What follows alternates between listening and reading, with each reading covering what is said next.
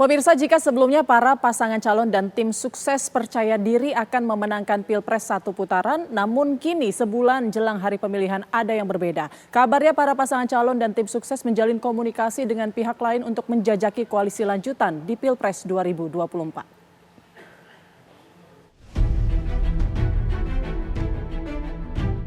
Belakangan ini, isu koalisi lanjutan di Pilpres 2024 ramai bergaung di ruang publik. Lantaran hasil survei sejumlah lembaga mengungkap belum ada pasangan calon presiden dan calon wakil presiden yang memperoleh hasil lebih dari 50%. Konstelasi politik 2024 akan berubah jika koalisi yang kalah di putaran pertama memutuskan untuk bergabung dengan koalisi salah satu pasangan calon yang lolos. Kabar kedekatan kubu pasangan calon nomor urut 3 Ganjar Pranowo dan calon presiden nomor urut 1 Anies Baswedan mencuat setelah Anies bersalaman dan berbincang dengan Ketua DPP PDI Perjuangan Puan Maharani usai debat beberapa waktu lalu. Ramai kedekatan antara kubu Ganjar dan Anies pun ditanggapi calon presiden nomor urut 3 Ganjar Pranowo. Ia mengaku pihaknya memang menjalin komunikasi dengan kubu pasangan calon lainnya. Belum, sabar. Kita komunikasi sama semuanya. Mendadak munculnya wacana koalisi Anies Ganjar membuat Presiden Partai Keadilan Sejahtera PKS Ahmad Saiku angkat suara. Saiku menyatakan pihaknya terbuka dengan semua kalangan. Insya Allah saya itu terbuka pada semua kalangan ya, karena kita nggak tahu juga dengan siapa nanti kita, apakah kita masuk gitu ya, mudah-mudahan itu harapannya. Tapi nanti dengan siapanya juga kita nggak tahu juga kan. Oleh karena itu semua komunikasi ini ya mesti terbangun dengan baik, sehingga jangan jadikan Pilpres ini sebagai sebuah sarana justru untuk saling bermusuhan satu sama lain. Senada dengan Ahmad Saiku, Wakil Ketua Tim Kampanye Nasional TKN Prabowo Gibran Habibur Rahman mengaku pihaknya membuka diri untuk berkomunikasi dengan pihak lain. Ajak ketemu, kayak kemarin Pak Asto ngajak ketemu, ya kami membuka diri, pengen juga gitu loh. Toh misalnya pengen bergabung ya kan ya, misalnya pada putaran pertama belum dapat kesempatan maju ya kan. Itu kan yang bisa membuat orang panik karena dak-dikduk ini maju nggak ke putaran kedua. Kalau kami kan ke putaran kedua insya Allah. Sebelumnya, Wakil Presiden ke-10 dan ke-12 Yusuf Kala menyebut bahwa Pilpres 2024 kemungkinan akan berlangsung 2 putaran. Yusuf Kala bahkan menyinggung adanya potensi koalisi baru di putaran kedua Pilpres 2024. Biasanya yang selalu bersatu itu yang nomor 2-nya partai yang rankingnya ya, bukan nomornya, ranking 2 dan nomor 3 biasanya itu, sehingga bikin koalisi baru. Lantas apakah nanti koalisi antara kubu Anies Baswedan dan Ganjar Pranowo akan terwujud di putaran kedua? Semua akan dibuktikan setelah rakyat menentukan pilihannya pada 14 Februari mendatang. Tim TV One mengabarkan. Ya pemirsa, isu koalisi antara kubu Anies Baswedan dan Ganjar Pranowo di putaran kedua Pilpres ramai bergaung di ruang publik. Wakil Presiden ke-10 dan ke-12 Yusuf Kala memprediksi akan terbentuk koalisi baru jika Pilpres 2024 berlangsung 2 putaran. Jadi pertanyaan adalah kemana larinya suara pendukung Capres yang kalah di putaran 1? Apakah perjanjian koalisi yang dibentuk ini bisa mengikat suara itu? Bersama kami telah bergabung dengan Wakil Ketua Tim Kampanye Nasional Prabowo Gibran, ada Bang Habibur Rahman yang sudah bergabung di studio, kemudian Ketua Tim Penjadwalan Tim Pemenangan Nasional Ganjar Mahfud, ada Mas Arya Bima, dan juga asisten pelatih Timnas Amin Jazilul Fawait, dan pakar politik Burhanuddin Muhtadi. Selamat petang semuanya. Selamat petang. Ya, Jakarta Timur. Oke, kita menuju ke Mas Arya Bima terlebih dahulu. Mas Arya Bima, ini kita berangkat dari pernyataan Mas Hasto, Mas Sekjen yang menyatakan bahwa tim dari 03 ini tengah menjalin komunikasi dengan tim 01. Nah, ini apakah komunikasi sudah menemukan titik kesepakatan untuk koalisi atau ya ini komunikasi biasa saja?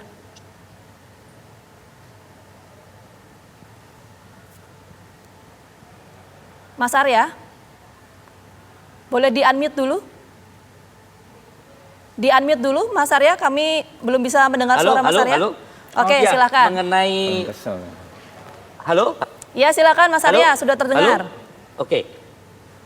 Mengenai komunikasi tentu terus-menerus diadakan, tidak hanya dengan 01 tapi juga 02, terutama hal yang terkait situasi akhir-akhir ini di lapangan atau di grassroots atau di akar rumput ya. Kita terus merasa bahwa bagaimana pemilu yang kali ini harus benar-benar menjadi hajatan rakyat, hajatan publik, hajatan akar rumput, karena ada hal-hal yang mulai ada kecenderungan ketidakbebasan, ada penetrasi, ketidaknetralan oknum. Kita cinta TNI, kita cinta Polri, juga aparat untuk tetap berdiri netral. Komunikasi-komunikasi itu sebenarnya lebih terjadi di akar rumput. Pertemuan antara tim 01 dan 03 sebenarnya dirasakan justru akar rumput. Ada perasaan-perasaan yang sama, hal-hal yang terkait dengan ketidaknetralan. Itu yang sebenarnya menjadi poin akhirnya sekarang ini kita saling bertanya, saling mendengarkan apakah betul-betul ini terjadi secara masif. Begitu juga hal-hal yang terkait dengan situasi-situasi pelaksana pemilu baik di KPU maupun Bawaslu. Oke, Mas Kita Arya. mulai terkonsentrasi misalnya soal pembagian undangan nanti seperti apa, DPT seperti apa, itu terus terjadi dan terjalin. Oke, artinya belum ada kesepakatan koalisi antara 01 dan juga 03 ya. Itu dulu yang mungkin harus kita pastikan supaya clear.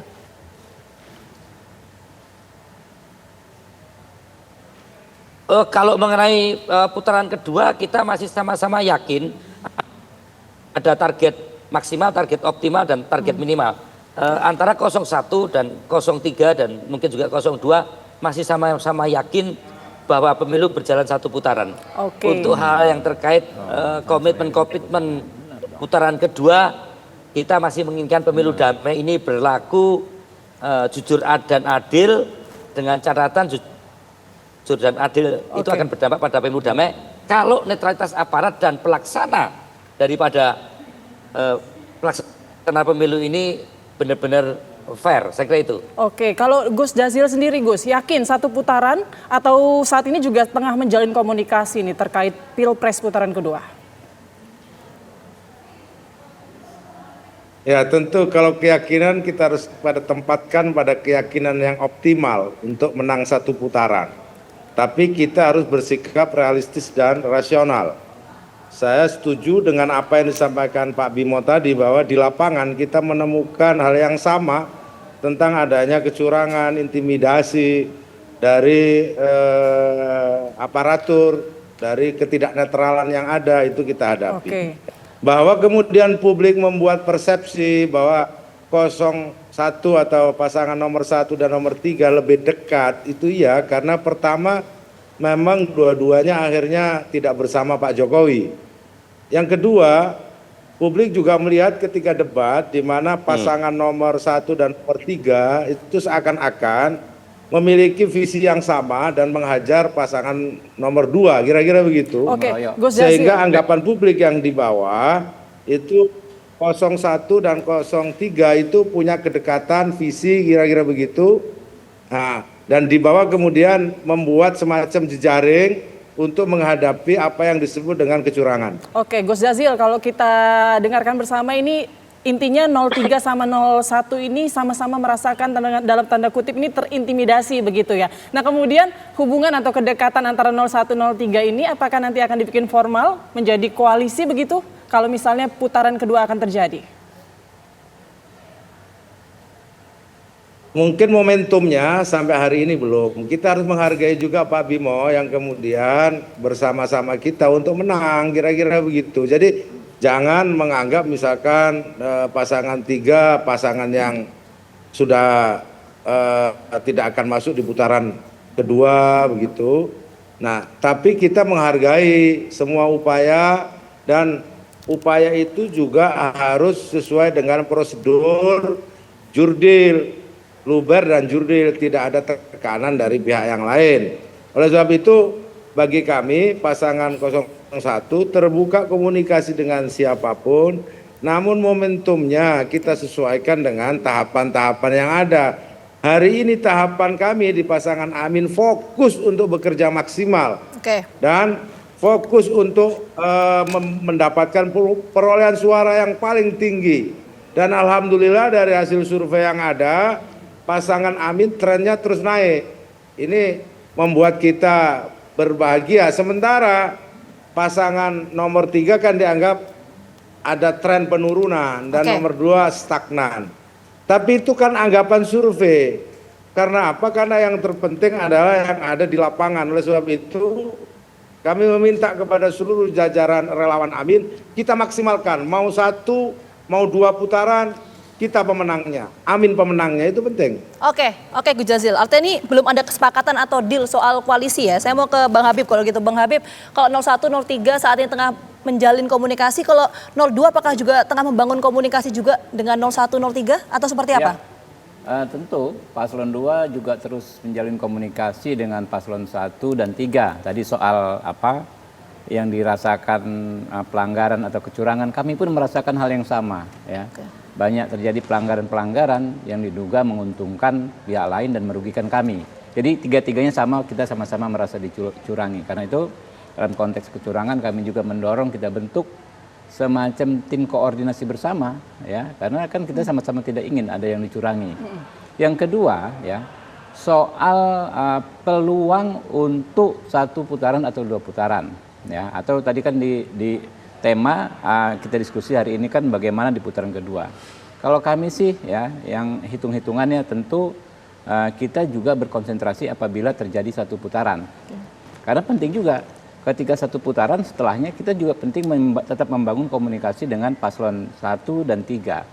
Karena itu kami tetap membangun komunikasi dan jangan lupa di tiap paslon ini kan ada negarawan-negarawan atau politisi-politisi yang akan menjadi jangkar ya, menjadi penghubung ketiga ini karena kapasitasnya beyond the institution.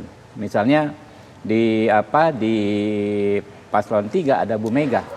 Bu Mega itu kan beyond the institution. Dia bisa berkomunikasi dengan siapa saja. Kemudian juga misalnya di paslon 1 itu ada Pak Yusuf Kalla ya kan. Pak Yusuf Kalla ini kan beyond the institution. Beliau bisa berbicara dengan siapa saja, kapan saja. Inilah yang akan bisa kami pikir ya ke depan, mau 1 putaran, 2 putaran, inilah yang akan bisa menyatukan kita semua.